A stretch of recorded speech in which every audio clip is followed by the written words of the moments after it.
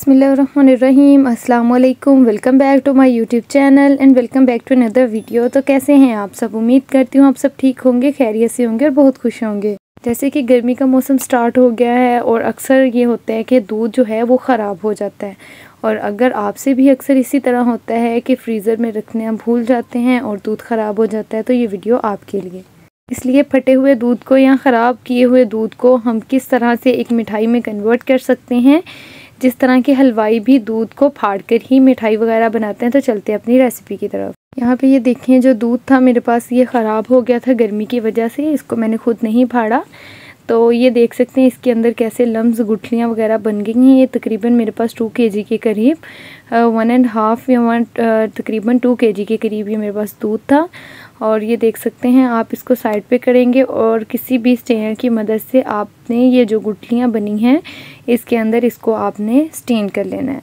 और अगर वैसे ही आप ये कलाकंद बनाना चाहते हैं बग़ैर, अगर आपके पास दूध इस्तेमाल शुदा है, अच्छा दूध पड़ा हुआ है आपके पास, मतलब कि ख़राब दूध नहीं है, तो आप उसके अंदर विनेगर या लेमन वगैरह ऐड करके तो उसको भी फाड़ सकते हैं। हल्का सा दूध को नीम गर्म करें और उसके अंदर लेमन या इसके अंदर विनेगर ऐड करें और दूध को फाड़ लें। ये देखें अच्छे तरीके से जो इसके अंदर गुठलियाँ थी वो मैंने निकाल ली हैं। अब इस दूध जो बचा हुआ है मेरे पास, इसको भी मैं वेस्ट नहीं करूँगी। इसके अंदर मैं ऐड करूँगी सिरका, तो विनेगर ऐड करूँगी तकरीबन 2 चम्मच के करीब, और इसमें से जो मज़ीद गुठलियाँ बनेंगी वो भी मैं निकाल लूँगी। अगर आप ऐसा नहीं करना चाहते तो इसको आप वेस्ट ना करें, आप इसको आटा गूंदने के लिए भी इस्तेमाल कर सकते हैं, ये जो हमारे पास दूध बच गया है। अदरवाइज़ मैं तो इसको इस्तेमाल कर लूँगी इसी तरह। यहाँ पे मैंने फ्लेम इसको रख दिया है चूल्हे के ऊपर। जो मैंने अभी इसका ये निकाला था मिक्सचर, इसको मैंने निकाल लिया है किसी बर्तन के अंदर और फ्लेम को मैंने ऑन कर लिया है। तकरीबन लो टू मीडियम फ्लेम पे मैं इसको कुक करूँगी, ऑलमोस्ट लो फ्लेम पे ही। यहाँ पे जो दूध मेरे पास बचा था इसके अंदर मैंने विनेगर ऐड करके तो उसमें से भी ये जो है भलाई जो हमने दूध को फाड़ा था वो निकाल लेंगे। ये अच्छे तरीके से मैंने इसको स्ट्रेनर की मदद से स्टेन कर लिया है, और जो हमारे पास अब वो पानी बचा हुआ था उसको हम वेस्ट कर देंगे। यहाँ पे मैंने देखे इसके अंदर अभी भी दूध है, तो ये जो पानी इसके अंदर आपको नज़र आ रहा है इसको हमने मज़ीद खुश्क करना है, बिल्कुल अच्छे तरीके से हमने इसको ड्राई कर लेना है दूध को।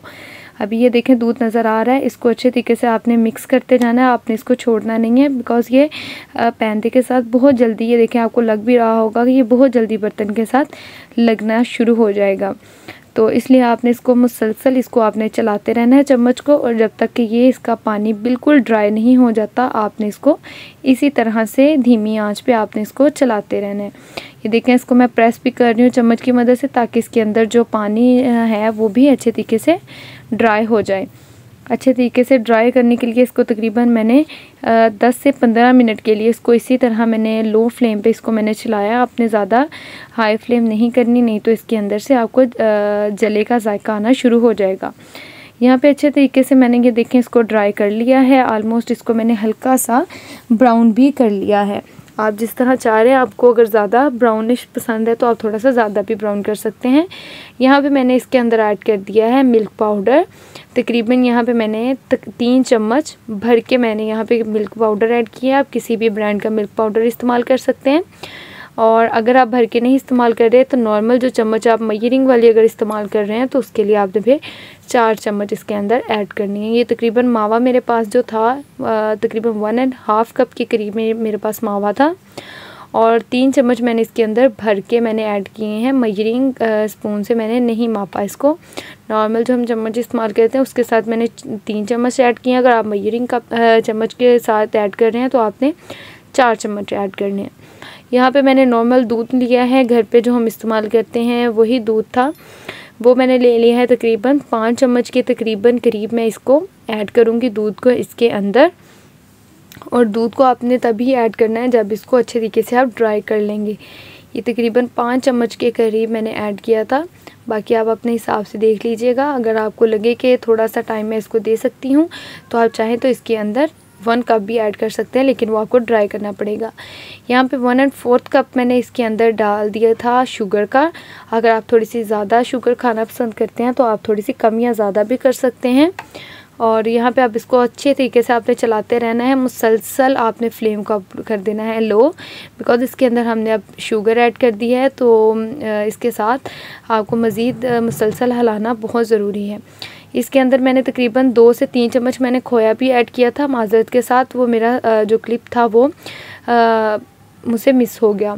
तो यहाँ पे अच्छे तरीके से अब इसको मैंने मिक्स कर दिया। ये देखें जो दूध था जो मैंने इसके अंदर ऐड किया था और चीनी ने भी अपना पानी छोड़ दिया था। अब इसको हमने अच्छे तरीके से ड्राई कर लेना है। ये देखें तकरीबन 15 मिनट के बाद ये देखें इस तरह सी कंडीशन इसकी आ जाएगी। ये बर्तन को भी खुद ब खुद छोड़ देगा, जिस तरह से हलवा बर्तन को छोड़ देता है इसी तरह ये बर्तन को भी छोड़ देगा। और यहाँ पे हमने अब करना क्या है जी, फ्लेम को हमने ऑफ़ कर देना है। 2 से 3 मिनट चम्मच लाने के बाद फ्लेम को हमने ऑफ़ कर देना और इसको मज़ीद हमने तकरीबन 2 से 3 मिनट के लिए ठंडा करना है। आपने बिल्कुल इसको रूम टेम्परेचर पर नहीं आने देना, आपने गरम गरम ही किसी बर्तन में इसको कन्वर्ट कर देना है, जिस तरह के मैं करनी हूँ। ये तकरीबन अगर 100% ये गर्म था तो मैंने इसको सिर्फ 20% इसको मैंने ठंडा किया है, अदरवाइज़ 80% ये अभी भी गर्म है। तो इसलिए आपने इस बात का ख्याल रखना है कि ये चीज़ जो मावा है वो ठंडा ना होने पाए, नहीं तो ये बाद में चिपकेगा नहीं। इसके अंदर मैंने कोई ऑयल या कोई घी वगैरह ऐड नहीं किया। अब इसको हमने करना क्या है, किसी स्पैचुला की मदद से इसको हमने कर लेना है बिल्कुल प्लेन। अगर आपके पास कोई कटर है या कोई शेप देने के लिए कोई आप चीज़ और इस्तेमाल करना चाहते हैं, कोई मोल्ड वगैरह है आपके पास, तो आप वो भी इस्तेमाल कर सकते हैं। ये देखिए अच्छे तरीके से हमने इसको कर लेना है प्रेस, और इसको कर लेना है इसके क्यूब्स वगैरह करने के लिए इसको कटिंग कर लेना है। मैं क्यूब्स की फॉर्म में इसको कटिंग करूँगी, आपको जो शेप अच्छी लगे आप उस फॉर्म में इसको कटिंग कर सकते हैं।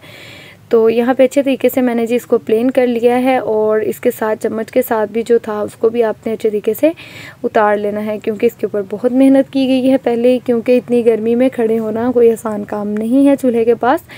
तो लेकिन ये बेस्ट तरीका है आपका, आप दूध को वेस्ट ना किया करें। ये नूर है अल्लाह ताला की बहुत बहुत बड़ी एक नेमत है, इसलिए आप इसको ज़ाया ना करें। तो आप ये मिठाई बनाएं, इंशाल्लाह बहुत मज़े की ये बनकर रेडी होगी। और यकीन जाने इसका टेस्ट किसी बड़े ब्रांड के जो बेकरीज़ हैं, जो स्वीट्स की जो शॉप्स हैं, जो बेकरीज़ हैं, उनसे बहुत ज़्यादा मज़े का था। और घर में हमने ख़ुद बनाया तो इस चीज़ का तो मज़ा ही अलग होता है जो घर में चीज़ बनाई जाए। चलें जी टॉपिक पे आते हैं। यहाँ पे मैंने इसको अच्छे तरीके से ये कर लिया है, क्यूब्स की फॉर्म में कटिंग कर लिया है। आपको जिस तरह अच्छा लगे आप कटिंग कर सकते हैं। यहाँ पे इसके बर्तन से भी हम उतार लेंगे ताकि कोई भी चीज़ वेस्ट ना हो। यहाँ पे जो स्पैचुला के साथ था वो भी उतार दिया। अब यहाँ पे मैंने लिया था चांदी का वर्क। अगर आपके पास चांदी का वर्क नहीं है तो टेंशन की कोई बात नहीं है, आप इसके ऊपर कोई सा भी नट्स या कोकोनट या कुछ भी आपको अच्छा लगता हो जो आपके पास अवेलेबल हो, आप वो इसके ऊपर ऐड कर सकते हैं। यहाँ पे मेरे पास चांदी का वर्क था तो मैंने इसके ऊपर वो ऐड कर दिया। और दूसरी बात मैं आपको बताना भूल गई, मैंने इसके अंदर इलायची ऐड नहीं की थी। अगर आपको इलायची अच्छी लगती है तो आप वो भी ऐड कर सकते हैं इसके अंदर, तकरीबन 3 से 4 पिंच, तो मैंने स्किप की थी। यहाँ पे ये देखें जी हमारा चांदी का वर्क जो था हमने ऊपर लगा लिया है। अगर बादाम है आपके पास तो आप वो भी लगा सकते हैं। अब आप इसको कर लेंगे डिश आउट हम कर लेंगे, और आप तकरीबन इसको 2 से 3 वीक के लिए आप इसको फ्रिज में स्टोर करके भी रख सकते हैं, ये ख़राब बिल्कुल भी नहीं होगा, ठीक है। और जब आपने अगर इसको स्टोर करना है तो इसको आपने किसी एयर टाइट कंटेनर में बंद करके तो आपने फिर रखना है।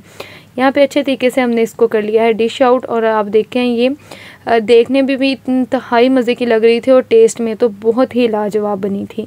आप ज़रूर एक दफ़ा ट्राई करिएगा, इंशाल्लाह बहुत मज़े की बनकर ये मिठाई, ये कलाकंद रेडी होगी।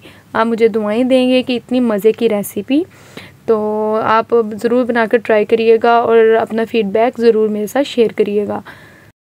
और अगर आपको हमारी आज की वीडियो अच्छी लगी हो तो वीडियो को करिएगा लाइक, और अगर चैनल पर नए हैं तो चैनल को करिएगा सब्सक्राइब, ताकि हमारी अपकमिंग वीडियो का नोटिफिकेशन बर वक्त आपको मिलता रहे। फिर मिलेंगे एक नई वीडियो के साथ, तब तक के लिए मुझे दें इजाज़त। अल्लाह निगहबान, अल्लाह हाफिज़।